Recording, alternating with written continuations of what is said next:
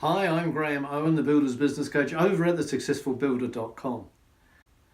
Are you wasting time on sales meetings, or are you wasting money on pricing jobs that you just don't get to build?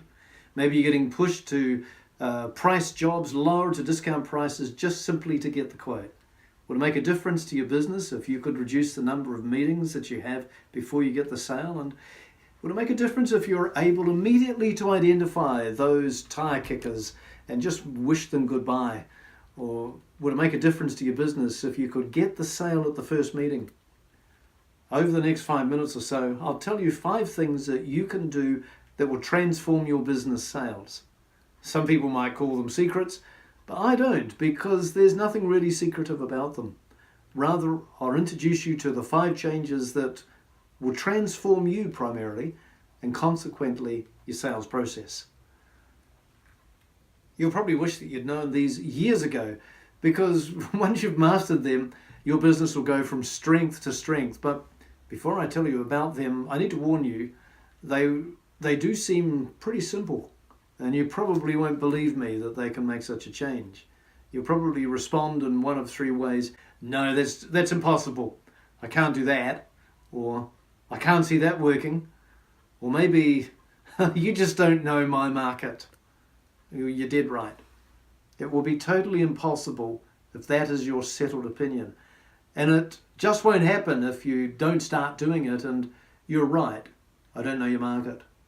But I do know that the builders that we've worked with have had remarkable results with the clients that they've worked with. And that's been in New Zealand, Australia, the USA, and different price brackets, and in different jobs, from maintenance building companies through to renovation and remodeling companies, through to new home builders.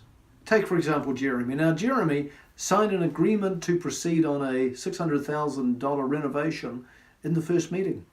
And then a few weeks later, he signed an $850,000 new build contract in more or less the first meeting. And that was just a few weeks after learning these skills.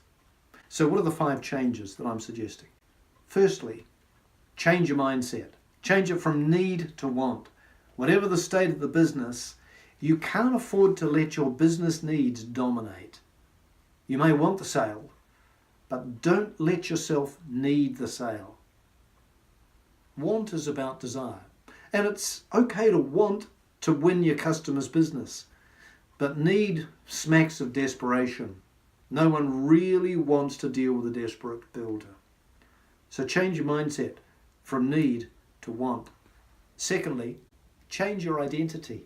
Change how you think of yourself. Quit seeing yourself as just a tradie, selling a product or selling a service, and see yourself as a professional who solves your clients' problems. This is business changing. You see, actually the last thing your client wants is a tradie in their home for the next 10 years or so. They don't really want to buy you, so quit trying to sell yourself. What they do want is the best possible solution to their problem or to their dream. And they will choose the tradie that provides the best solution as they see it. Thirdly, change your language from telling to asking. Until your client accepts that you are a professional who'll meet their needs, everything you say will be influenced by their perception of you as a salesperson. As far as they're concerned, salespeople will say anything, even if it's not true, just to get the sale. So anything you say during the sales process will be taken with a grain of salt. So rather than telling them you need to spend an additional $850 on a sliding door, ask them, do you think spending $850 on a sliding door to free up more space could be a good idea? And then fourthly, change your focus from logic to emotion. Studies tell us that every decision we make is hugely influenced by our emotions. But most tradies don't know this, and they overlook it completely. They just don't understand why at the end of a sales process their client says something like, it all looks good, but it just doesn't feel right. Or, we'd like to go with you, but the other builder just seems more secure. The truth is, no amount of logic can overcome an emotion that needs to be satisfied. Fifthly and lastly, change your area of control from outcome to process. The truth is that you can't control your sales outcome. You can't compel your client to purchase. However right your solution may be, you just can't do that. And all the tricks used by unscrupulous salespeople just don't work on large purchases like renovations and new builds. So quit trying. However, you can control the sales process. After all, you're the specialist. You've done this many times before. You know precisely the steps that your client needs to take in order to get their desired goals.